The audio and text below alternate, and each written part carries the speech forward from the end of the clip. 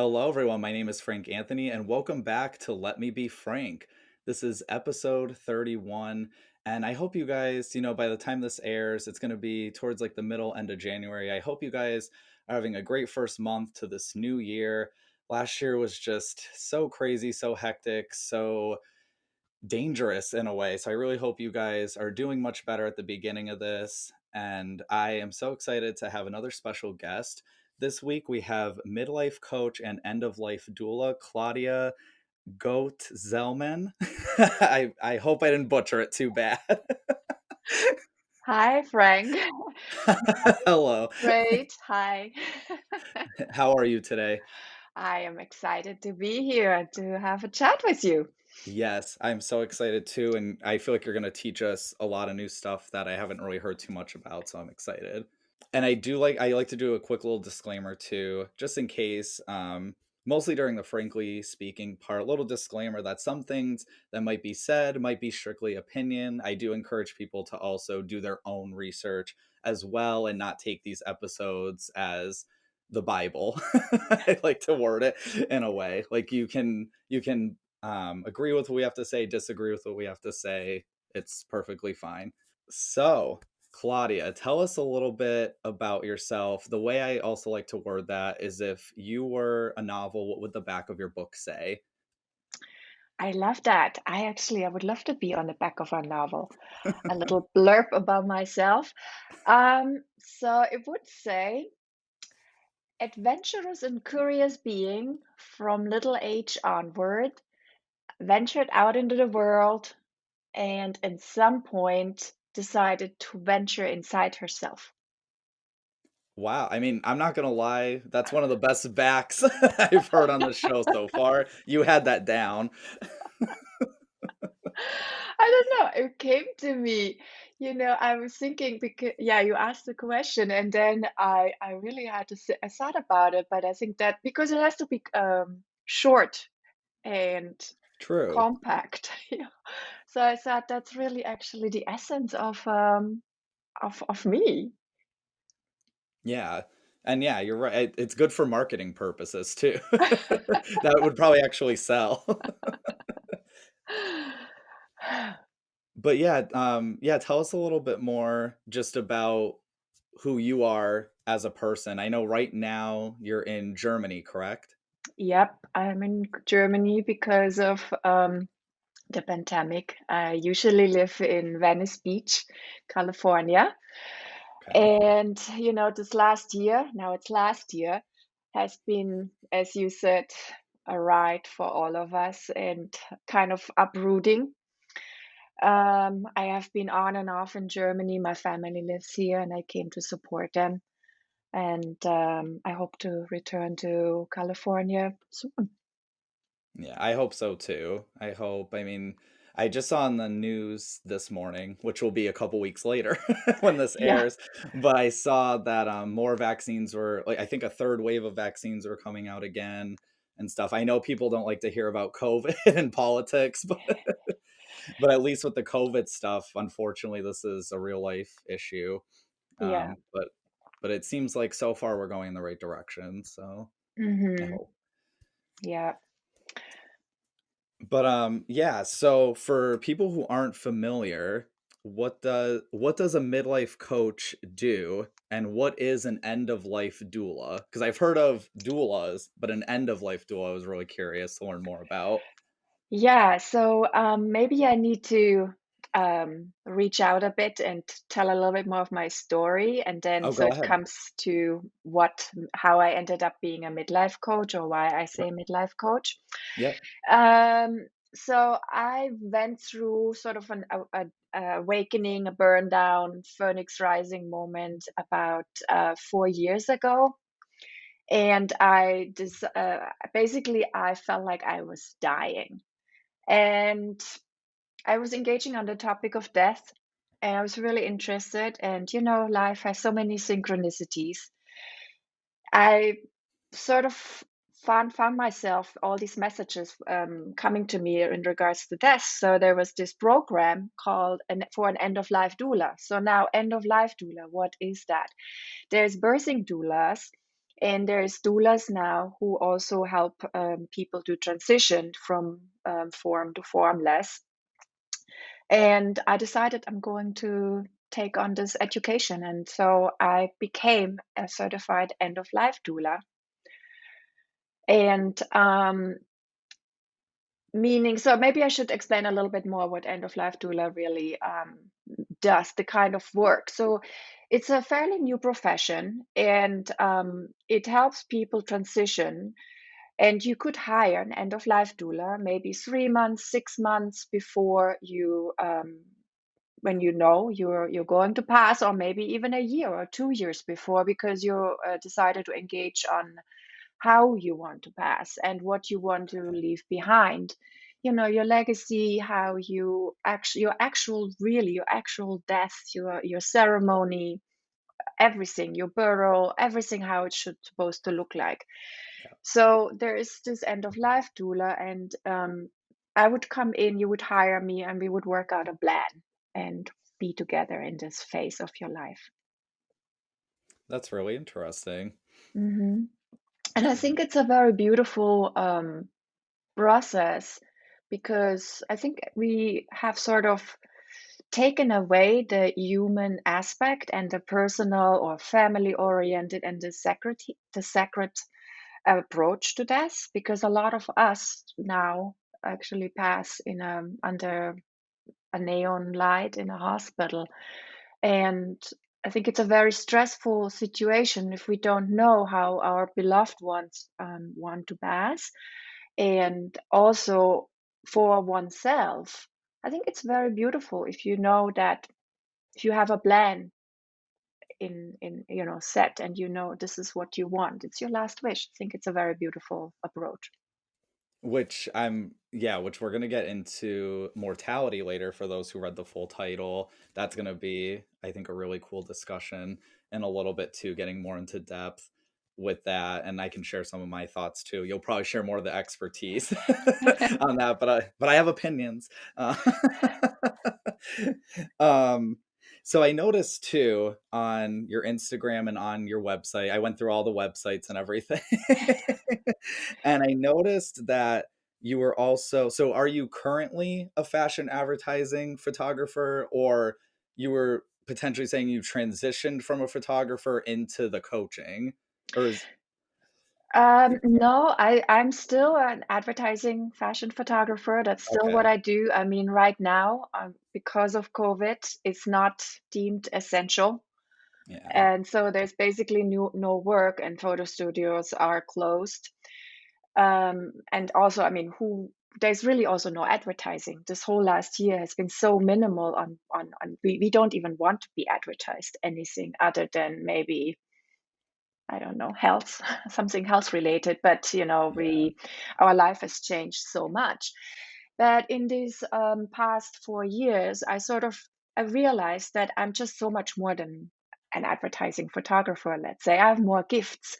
And as I got this education as an end of life doula, I thought, that's amazing. But do I really want to work with literally, the subjects or with the topic completely at the end of life? Or can I bring this to the here and now? And since I was rebirthing myself, because I had, so to say, in apprentices died, and so I took these tools and I went back and got myself a spiritual life coach training, and then it turned into permission to bloom. When did I forgot if you yeah, when did you start becoming a photographer? How long ago? Oh, born that way. Right out of the womb taking pictures. Right. With the camera. No, I think it started actually, it started, I think, at the age of 4. I Wow. Yeah, I got my first camera, and since I'm at my parents, I found it. It was an old little Kodak camera, an uncle gave me. And I don't know, I was always fascinated. And that's where, it comes back to that book title, because I always had that sense of adventure, and I always had this curiosity. So I Mhm. guess I started taking pictures of my surroundings. I love that. I love to, I'm more of a writer myself. And when I was, I want to say I was 6 when I really started writing short stories and I wanted to write, and I knew I wanted to write books in that moment. So I love when people have that passion early in life and they stick with it for years and years to come, because it's so easy to let that go and think like, oh, maybe I can't accomplish those certain things, when I think you might as well Right. go for it. You might as well try, you know? Yeah, totally. And I mean, we should always, follow our passion. Yeah, no, I agree. Yeah. Um, so yeah, so this next question, we talked a little bit off camera about, because we kind of looked at this question a little bit differently, which is perfectly fine. I can't wait to see you spin this. So weave it away. So my question to you was, that I've asked in previous episodes, what is one of your biggest failures and what did you learn from it? Yeah, that is a very interesting question because it actually challenged me. Because yeah, we can think about there's there's things when we reflect back, oh, it's like, "Ah, I should have done that differently, or this could have been done better, or why did I go down this road?" But then my being doesn't do that. I'm a very positive person, and I always see the goodness in the bad thing, because there's always a lesson we um we learn from when something doesn't work out. And so I don't know, failure is, I wouldn't use the word failure. I would just say it's a lesson. And but it was, it happened for a reason, right? It just, in order, for instance, to for me, I went through this burn down, this phoenix rising, where I felt like I was dying, or my life fell apart, and then I got to restructure my life, and that was the biggest gift in the hindsight. So, there's always, I feel like, this flip side. And it's just a matter of how we go through life and really view it. And if I hold on to this, like, oh, I should have, I could have, then it creates this sort of sticky negative thing inside me. And then it also occupies space, which I rather have for free for the new to come in. So then all this newness I can absorb, and it's a positive energy. And that makes me go places and move forward. And it nurtures my curiosity again. And that's, yeah, and I like that approach. I try to be positive myself. I'm wondering, maybe for future episodes, maybe rewording the question to like, what is one of the biggest lessons you've learned in life? Maybe that's a little bit more, I don't know, I don't know if that's a little bit more positive to just, because I know the word failure is pretty like, what did you just completely lose at? Yeah, I mean, life, I think life always throws us these wrenches, because there's no smooth sailing. We know that. Yeah. And, even if we think, oh, now I got it, and then something else happens, right? We Oh yeah. stumble on something else. But then there's always, I feel, this positiveness in it. And I would like to say we're actually alchemists. And if we can go and look at what is why we stumbled, or why we stopped, or why it didn't work out. Let's say, we lose a job, or, there's so many things. Or, yeah, I mean, COVID right now shows us so much, right, of what we need to change within ourselves, within our society, within our governments. I mean, there's so many beautiful lessons we could actually draw from. And I agree with that. I had a point and I forgot it. I had some sort of point. We're gonna move on. Okay. um, what are some of your social medias and websites that you can share for the audience to follow you on? hmm Well, I think the best would be Instagram, and that's Permission to Bloom. Are you gonna put this in the show notes? Yeah. Yes, it's Yeah, gonna all be in yeah. the description on Okay. YouTube and the podcast Okay. episodes. And my photo work is my name, claudiagoetzelmann.com, and that's it's all it's both, website and Instagram. And yes, I would be amazing if you guys Perfect. can all follow me. Yes. And I've experienced the Instagram. I literally just saw it this morning, and yeah, I like the types of posts.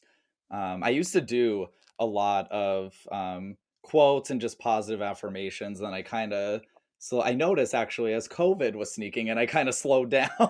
And it's probably the most important time to receive that type of information and advice and lessons. Mhm.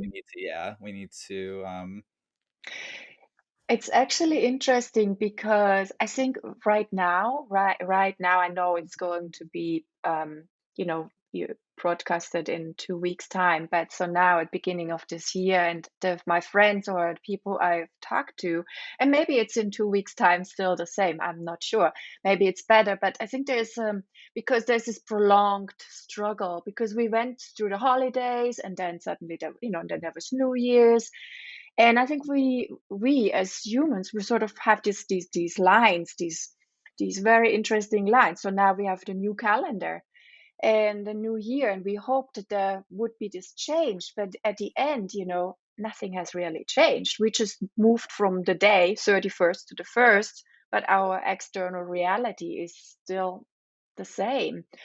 And so it's interesting to how people really feel the loneliness, I think, right now, because we're oh, all very social beings and we really yearn to be with one another, and we can't because of all that what's going on. And even the holiday season, we couldn't really be with our beloved ones.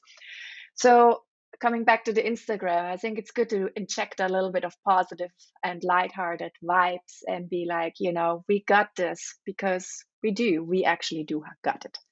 yeah.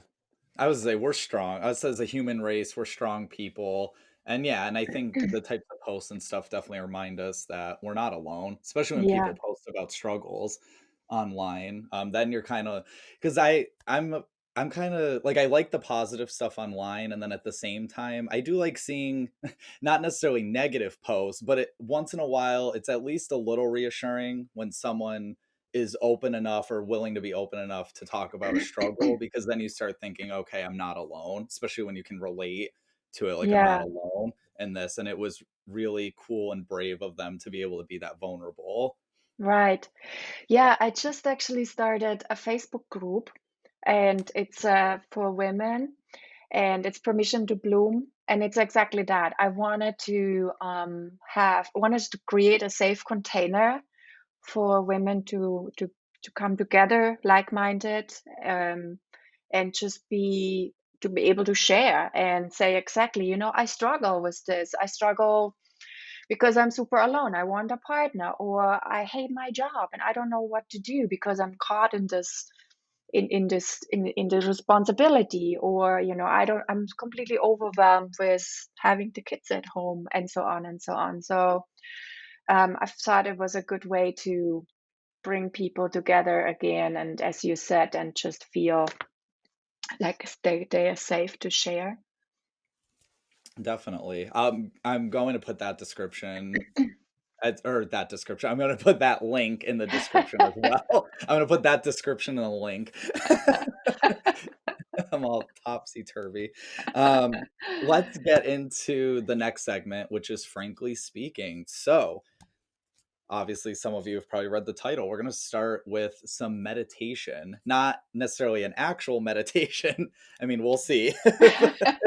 But we will do we didn't plan for that, but we're going to at least talk about meditation a little bit. I actually did one this morning. I've been one of my goals starting last year going into this year was to try to meditate every day, if not like as much as possible, if not every other or if I missed a morning meditation, I would do one at night or something. And like last week I did one every single morning. And at least for me, meditation has really helped. I call it the double A's. It's really helped me with anger and anxiety.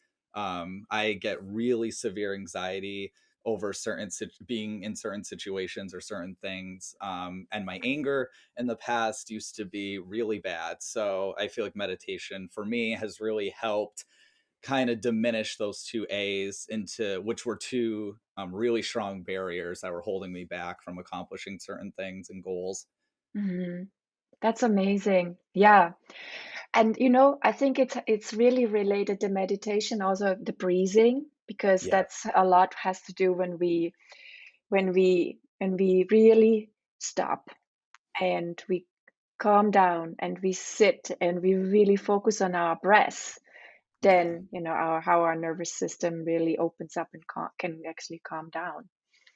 Oh, definitely. Yeah, the one that so I use the Calm app. I also noticed you have some recordings on SoundCloud yourself. Another thing I could add to the description if you want. We'll just have like 20 links if you'd like. But I started listening to a couple of yours and I really enjoyed them. They're a little bit different than the ones I'm used to. Yeah, it's so fascinating. It's a new thing, but last year I really, as this all come came more and more together with permission to bloom, I always was thinking, I'm finding my voice. How am I going to? And it wasn't even like literally finding my voice. It was more like finding my voice in how I'm going to structure everything and how I'm going to present things. And then next thing we know, I made a SoundCloud account now. I'm recording some meditation and I call it take a moment, and it's literally 3 to maybe 8 minutes. It's really short, but it's just these prompts, and I think that's really all we need. We don't have to become the master meditator and Yeah, think no, about and have these incredible you know tools or abilities to sit for hours on end. It doesn't, because it's really just, again, what for me, I think it is about stopping and just grounding. And that will really help to go through our days. how yeah, I mean, how much do like how long do you meditate for? How often do you meditate for? Me personally, Yeah, I have a morning ritual and it's maybe 10 minutes. But so I mean, same. that's same. Yeah, Yeah. it's just, and it's interesting because I really do it every day. And if I miss it, I feel like I'm not grounded. And I feel like if something happens, I blame it that I didn't do it. I'm like, this is just because now I'm like this and I'm agitated. It's because I didn't do my morning ritual.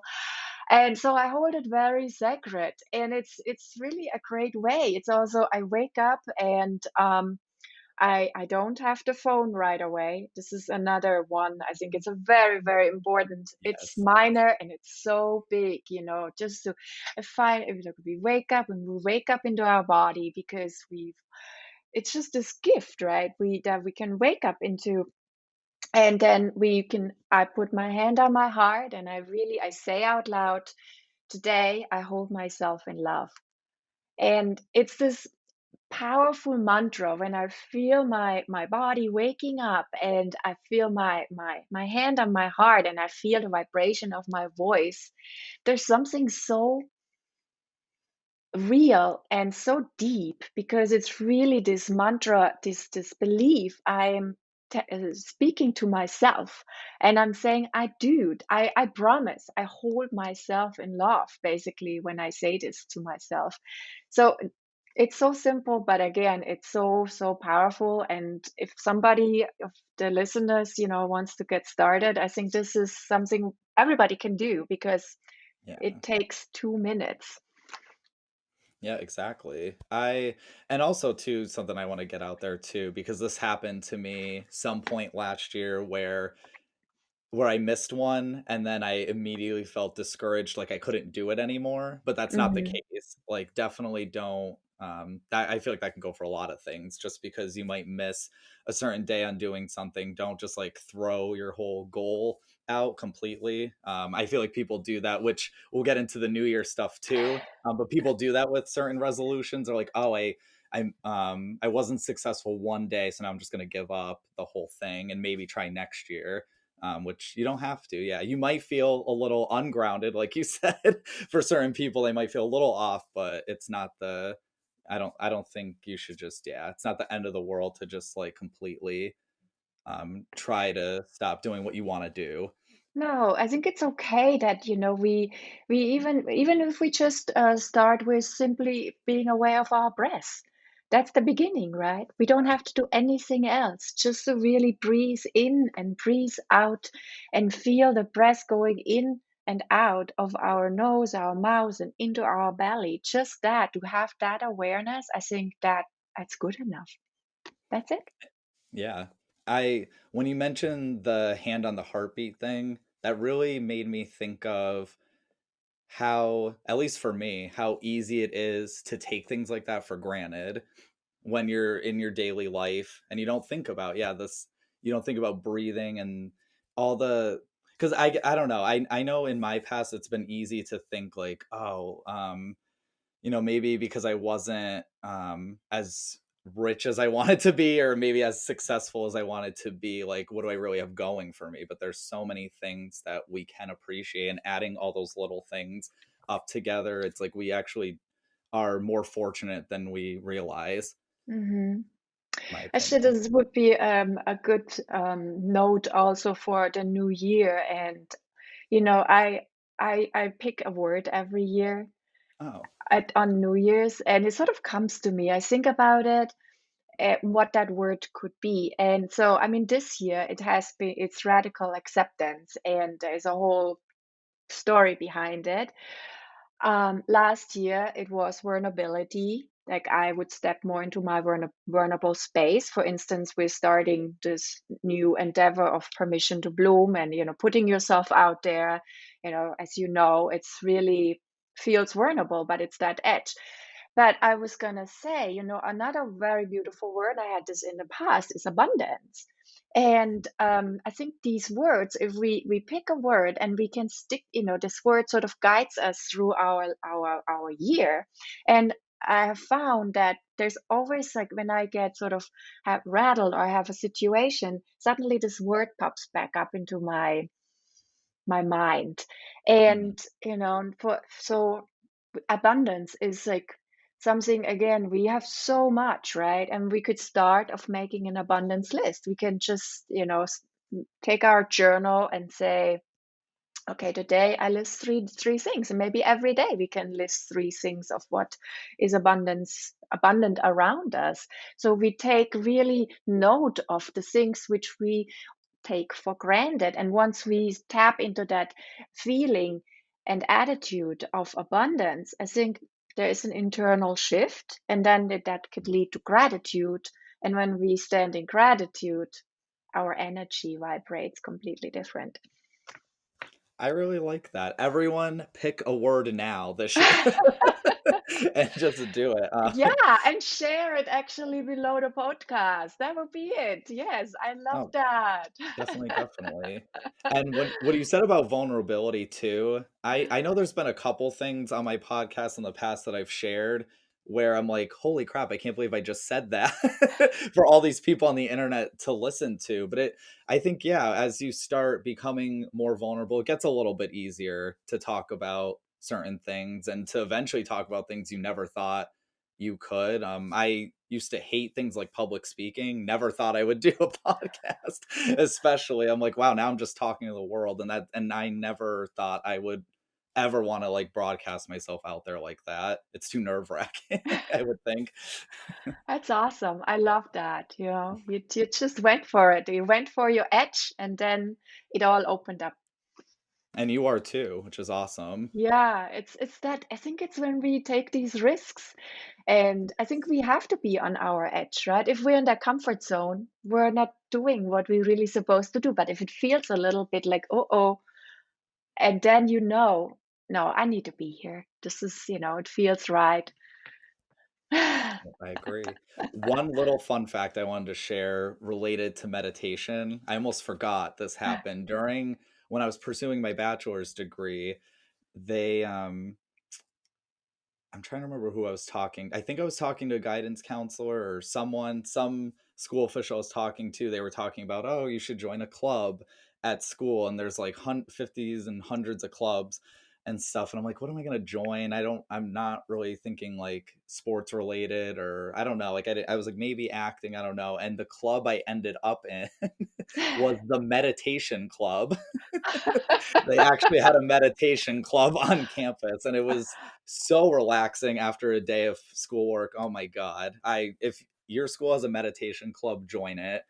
It was, I want to say, I think we meditated for like a half hour to an hour of just sitting in silence or having the bell go here and there. And it was, oh my god, just giving yourself permission to give yourself that time to just breathe and slow down for a minute is That's everything. wow, that's amazing that your school even offered that. That's Yeah, I was that's shocked. very fast. That's very forward. Yeah. Wow. I don't know how many schools actually do that, but that's something I am really thankful for, because I was like, I'm gonna lose my hair if I don't breathe. The stress. Wow, I love it. I love that. I think every school should have it. We all Yeah, should just, we're so much into constantly doing. We all need to be more and just yeah, just be, and then we could just turn into our voices. We find clarity, but if we're constantly running, we're missing so much. You probably, your grades probably much better because you had that meditation class. it helped, yeah. Hmm. It helped, and you have to love what you're doing for school, because I Yeah. liked what I did. I didn't love it at the time, so my grades were good, but not, they could have been better. Um, all right, so let's go into mortality. I Like I said, you might be doing a little bit more talking with this topic. One thing I definitely wanted to at least add, because I don't know what you're gonna say, but I don't know if this really applies to today, maybe a little bit. So maybe you can actually give me some comfort too, and some audience members listening. But death is always something I've been really afraid of. And I Hmm. remember, I have a dog, and I remember when I first got the dog, I would, I mean, literally, it was a year old, and I would hug the dog. And for some really weird reason, I don't know why, I would immediately think, "Oh my god, this dog's gonna die eventually," and I don't know why my head would skip that way. I don't know if, like, I was that afraid of death, like, and other things dying that I knew I was gonna care about. But I'm really curious to see what what your take is on this type of conversation. It's a very big topic, Yeah. and I don't know where should we begin with this topic because it we can start on the most personal level, or we can go and zoom out and be on a more societal level. I mean, maybe the thread through is that no matter on what level, it's still a forbidden conversation. And maybe coming back to your feelings you had with your dog, it's because if we don't talk about it and if we don't familiarize ourselves with this topic, then it becomes so foreign and we are so alienated by it. And we're then creates this fear within us because we don't know what to do with it. Um, Sorry, I'm like, "Why am I tearing up?" We haven't even we haven't even gone anywhere yet. And it's just, maybe I am still a little afraid of it, 'cause it's affected. It well, just thinking about it, yeah, it's affecting me a little but bit. it's also so beautiful because you really also is an expression of love, right? So if we talk Yeah. about death, we also have to talk about life and we have to talk about love. So if you love so much, of course you are afraid of losing. But it also, if you can again turn it around, reframe it, it also really shows you how much you're able to love. And that's beautiful. Yeah, no, I agree. Um, so I guess I'm trying to think how to word this next question. Because with your work as an end of life doula, can you talk about like certain types of conversations you have with patients or clients that might ease them, like if they're, fearing death. I don't know if you've had like a lot of clients that were like, "Oh my God, I'm afraid," or if they were already like accepting what was going on. So I don't actually really work that much with the end of life. I so Okay. I took all the tools I learned and brought them right here, right now, into the middle of our conversation, let's say. Okay. So let's say you would want to become my client, Yes. and we're going to work together. And so you would share what the blocks are. And usually a coach would, I work with like the future. We're talking about maybe you feel blocks inside yourself, you feel stuck, you don't know where to go from here because you have some ideas, but you don't really know. So we would make a plan and talk about who you can be. We identify you in 5 years, in 10 years, and then we work backwards and talk about and take make take these blocks away and the feeling of stuck and get you where you need to go. But I think I work with these tools of the end of life, so it means a lot of us are really, we're just in this path of life, and we never really know what we really truly want or what really is missing. But if you go to the end of life, what people say, and this is, recorded and written, it's really heart-wrenching because people say, "Oh, I wished I would have traveled more. Oh, I wished I would have, taken more time to be with my family. Oh, I wished I would have just lived this dream and forgotten about this job and the big money, but I really should have gone and just this was my always my passion, but I never actually did it."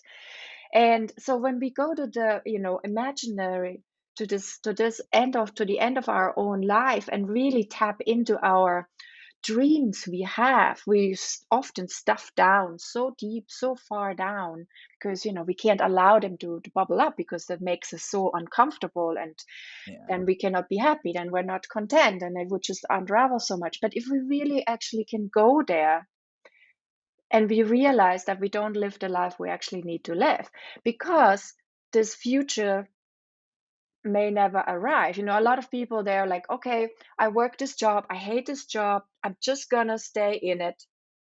But one day in the future, I will be retired, and then I will do this and XYZ, and then I go travel here, and then I have this amazing hobby, and so on and so on. But that day, right, they may never come. We don't know. So I think it's really interesting to take these tools, bring them into the here and now, and be like, no, no, no, maybe we need to go and implement these things, and because it's one life, right? It's one life we're gifted, and we should really have the courage to live this life as full and as beautiful as we can. I could have used you a few years ago. I could I've been saying, I swear, last year and this year, I always see certain things or hear certain people talk. I'm like, I could have used that a few years ago. If only I wasn't so if I wasn't so depressed and like almost putting myself in the shell and not really seeking the information or using that little bit of energy I had to do that. I'm like, I probably would have actually found people like you that, yeah, I would have heard the, when you hear the right things, that's it Yeah, definitely. I know when I've heard some of the right things that really started sparking my actions yeah, quicker. And yeah, I think, yeah, as time has gone on, especially recently, you're right. Like we have to make the actions now to get to like there really is an over focus of looking into the future and thinking like, oh yeah, I might have, like when I retire or whatever, I can travel or whatever. I might have that time later, but it's not guaranteed. We could I where's wood? I was like, something could happen to us tomorrow. Like, where's the wood? yeah. Touch the wood, exactly. You just never know. I hope not, because this won't be aired. But something happens to me tomorrow.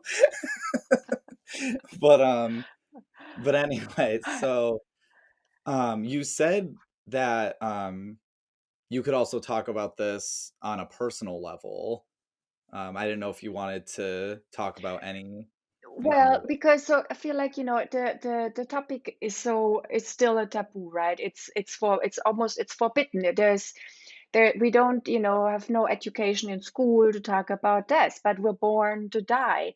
So on a personal level, I feel like we should engage on this topic and take away the fogginess and really zone in and hone in, and like, because as I said earlier, because it also shows us so much about our life, our quality of life, and that that our ability to love. So I think if we look at the life we live right now, it also shows us the way we're probably going to die. So if we live a really fulfilled life and a very conscious life, and if we can have these difficult conversations with ourselves and with our loved ones, we'll probably have a beautiful death. And then you can also turn it around. If somebody has made a plan about how they actually going to transition, and they really spell it out and engaged, not afraid on this, it will also reflect on the life they have lived. And that is, the goal is to live a very authentic life.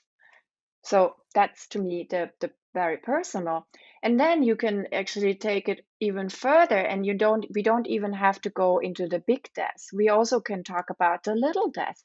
And I think COVID and the pandemic and the lockdown has really shown us so much of that. We experienced, all of us, so many little deaths this past year, and we don't know what to do with it because we don't have the language, we don't have the tools to acknowledge that something passed, and then that comes becomes grieving, and we don't know how to grieve. And again, grief is related to love, because we miss something we loved. That means we have to grieve it, we have to respect it, we have to honor it, we have to gracefully put it down.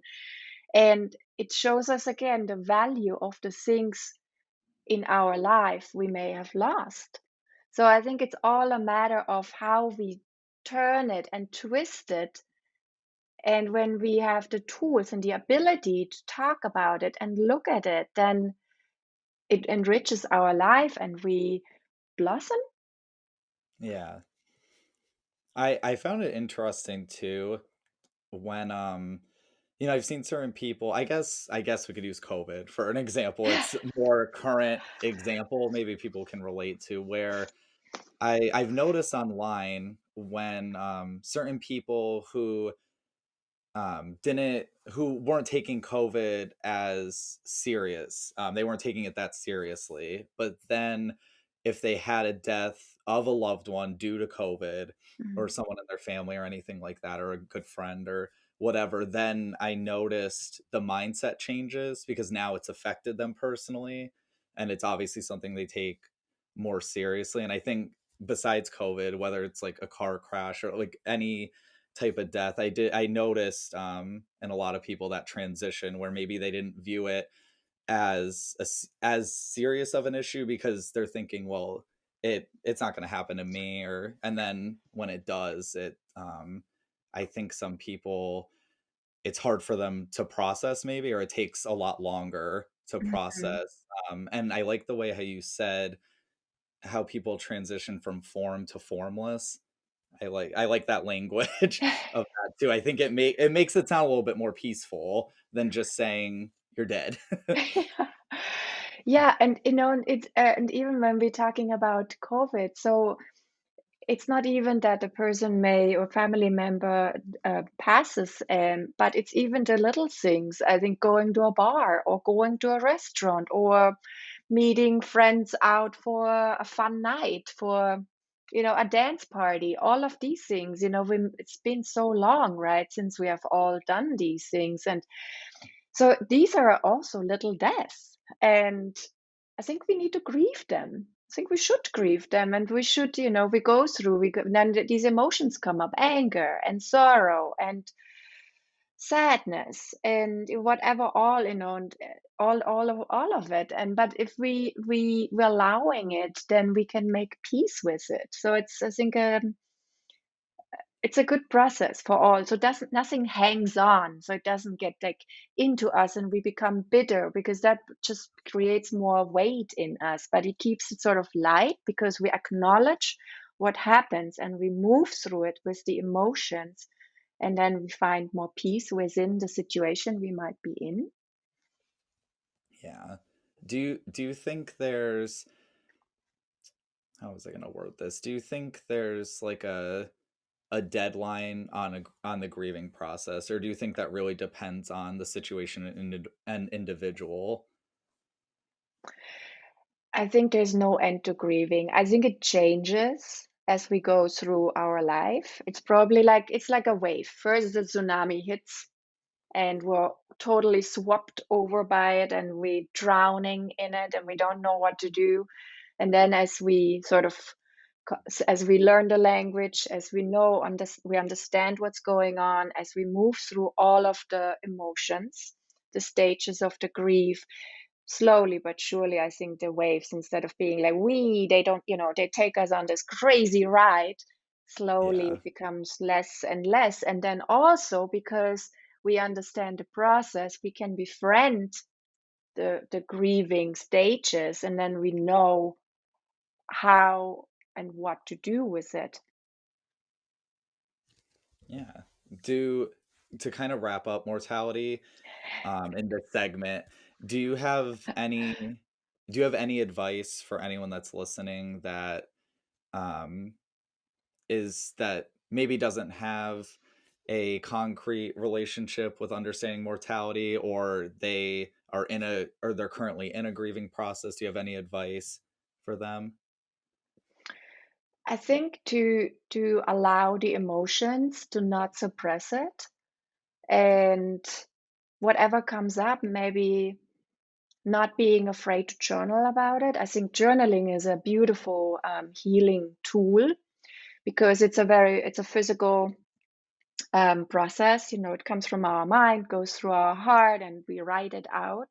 And if we have a personal journal, which is only for us oneself, nobody else sees it, we can write whatever, right? We give ourselves this permission to be with the words, whatever they are. But by the moment of writing, it's an energetic thing. So I think that's some healing happens, and it can be anger, and it can be sorrow, and it can be tears, and everything, whatever goes into this journal. I think we just have to give ourselves the permission to really go there. And even if it's scribbles, and even if we cannot read it later on anymore, it's all good. But I think that would be my advice for like start being with the grief if it's overwhelming, and then also maybe reading about the stages of grief to familiarize oneself what is really going on, and knowing that these waves will eventually become less. And then as a third part, breathing. Again, I have to come back to the breathing. When grief comes up, because it's just like it's a form of anxiety, right? It's very similar, Yeah. that we calm our nervous system, and we're going to breathe deeply and know that it will pass. Very good. So we're gonna go into. We were also gonna talk about the last topic, how to show up for yourself in the new year. Which, when this airs, I know it's not right at January 1st. Sorry, not sorry. It's just how life happens. We're still in January though, and we still can give you advice. Like I said, it's never too late to follow any of this stuff. So, um, I guess something that I could just add at the beginning, because someone actually asked me, it was either yesterday or the day before, someone was asking me about my resolutions and stuff, and that they were talking about some of theirs, and they asked me if I made any resolutions, and I told them that last year was a really, I don't there was some big life events that happened last year that really changed me for the better. I was always changing for the better here and there, but last year, like, something really big happened where I just, a lot of the ways I used to think about life really changed. So Mhm, even when it came to resolutions and stuff, I said, you know what, I'm not gonna. I told them that I didn't make resolutions this year, because I'm now, what I do is I'm making goals every single day, and trying to accomplish those goals that are going to lead into a bigger picture. But that's just like how I view things now. I'm curious to see some of your advice on how to get into this new year. I feel also resolutions, it's a slippery slope because I think we're going ahead of ourselves with often with resolutions. And it's like so much of also social media says now, do this now, go to the gym, lose the Christmas weight. I mean, all of That's always those a big things, one. right? I'm like crazy, right? And we're like, and then people start like, I'm gonna do it. And then literally 2 weeks later, the frustration sets in and nothing, right? So, are you familiar with James Clear? Have we talked about him? No. No, I don't Atomic think so. Habits? That sounds a little bit more familiar, Yeah. but that name, it's fuzzy. So he wrote a book and it's called Atomic Habits, and I love it. Maybe we can put it in the show notes. And he Okay. has a habit journal. And I've recommended that many, many times because he says atomic habits. We start the habit on an atomic level. And he has this one very beautiful example. So he had a client, he was overweight because we're sticking with the weight. And then he put this client on this they work together. And so he had the client go for 1 month just to the gym. This man bought the shoes. It's in the book, and but I love this example because he bought the shoes, but he was not allowed to go actually inside at first, just to go walk to the gym. And then the next thing was to go inside.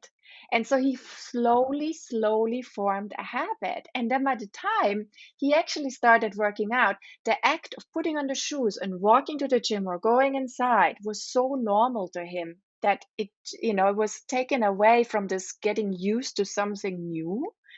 And I think that's really how we as humans also operate. We just, we can be like, oh, I'm going to run a marathon and then I'm going to Yeah. start. And oh, no, it doesn't work that way. It's just really like, okay, I'm going to stretch and maybe I walk around the block twice. I do really like that whole, because even, something like going to the gym, it's so easy to say, but to really break that goal up of going to the gym, to really break that up into pieces, I think that could help. I think about certain things in my own life that maybe anxiety has held me back from, and like going to the gym, a lot of people have anxiety going into a gym, uh, that fear of like strangers watching you work out and stuff. So I think it definitely breaking that up really, I think, helps with that type of anxiety, with anxiety, and that has prevented people from doing certain things for years. Yeah, and also, so then we don't overwhelm ourselves, and then we don't Yes. have to be so hard on ourselves. And it's okay. I think then, these little things become actually big accomplishments, and we Yes. can be proud of ourselves because if we go to the gym and we suddenly want to see the result, which is, it's fiction, right? It's not going to happen, but we can say, well, I made it to the gym today. And I put on my shoes. And I think we should really actually honor that because that is the first step of something new. I agree. I feel like now I'm gonna get some sort of tattoo, like put on your shoes. No, it's like a reminder, like get those shoes on. I'm actually wearing flippers at the moment, so I gotta get my shoes on. But I really like that saying. I think it's a very simple little thing that you gotta, yeah, to start the day, you gotta put your shoes on. And then, also, I feel like we should really have rather affirmations and not Yes. these goals or if we just say, this year I will show up differently to myself and then really inquire, what does that really mean, showing up? What am I showing up for? And how can I show up differently? And again, write it out and really be clear about what it is, maybe what needs to change or what wants to be changed. Or can I just reframe it and then go from there instead of having like, I'm going to change my life. And then it becomes this crazy cloud in front of us, and we don't even know what it is, what needs to be changed, and there's this enormous pressure. But I think if we break it down and break it down and break it down, and then come and deal with all the little pieces, it's like a puzzle, and then at the end, it suddenly will all come together. It's so true. I for years and years, I always would have publish a book as a resolution or as just a goal in life. It's a goal again this year, but yeah, it wasn't happening for various reasons. But I think a big thing, yeah, when it's not broken down enough, you might think like, okay, for example, publishing a book, you have to write the book. You can like that could be a breakdown, but you really, I think, yeah, it really is important to break it down even more. You got to Mhm. write chapter by chapter. You have to write words, like you have to write a certain amount of words at a time, like to really, yeah, open the laptop is important. Like I think it's really important to, like put your shoes on and really, yeah, break it. I think, yeah, I think maybe, yeah, with certain goals we set, on average, maybe the average person isn't breaking the goals down enough. No, and Make sure, because there's usually no help, right? How do we know yeah, all these things? It's like, how do we learn these things by ourselves? It's really hard. So we often need a little bit of guidance, and then it comes, but maybe, reading, educating oneself, and then just starting. I think also that's the key. Even if it's not perfect, it might, whatever it is, messy, big, small, anything, but the key is just to start. yes. Any other advice with starting the new year and resolutions and all that good stuff? To breathe in and just really maybe learn more about oneself also. I think that's, given all that is right now, I think for me, it comes back to journaling and breathing, meditating, because it opens ourselves up. Because I think we have a lot of like sort of weird feelings, knots in our bellies because of all that what's going on outside. But as more as we can ground within and know who we are, know our needs, know what drives us and thrives us and makes us, glow and shine, the better and the more we are in charge of how we can conduct our life forward. Perfect. So unfortunately, there are no questions this week, which is sad. I was really pushing those too. I was like, you can ask about this, about that, about this. And I don't know, people were just like, I don't know. It might be a segment I might have to change in the future because I don't always have questions, which is okay. But I think a lot was said in this episode. And Claudia, I want to thank you so much for being a guest on this week's episode. Thank you. Oh, I really enjoyed our conversation. Awesome. Thank you so much for having me. Thank you. And yeah, I loved having you here. I want to thank today's sponsors that are on the episode. I want to thank my producer Monica Leigh for being a producer. If you'd like to become a producer or executive producer yourself, you can go to my Patreon link in the description. There'll probably be 50 links in the description at this point. It's somewhere in there. You could also buy some merch. The mug has come in. I was sipping out of the Let Me Be Frank mug. I don't know if you Yay, I need one of those. it's on the shop now, along with a couple t-shirts and hoodies. You guys, that would be great if you guys could get anything related to that. And yeah, I want to thank each and every one of you guys for listening, watching, commenting, sharing, all that good stuff. Make sure to follow Claudia on her social medias and check out her websites and become one of her clients, damn it, And we should not forget the list of the everybody needs to pick a word and put it Yes. under the podcast link. Yes, yes. Comment your word. Come up with your word, comment with it. I gotta think of my word still after this. As I sip out of my mug, I'm gonna think of some words. But yeah, I hope you guys have a super special, awesome day and bye.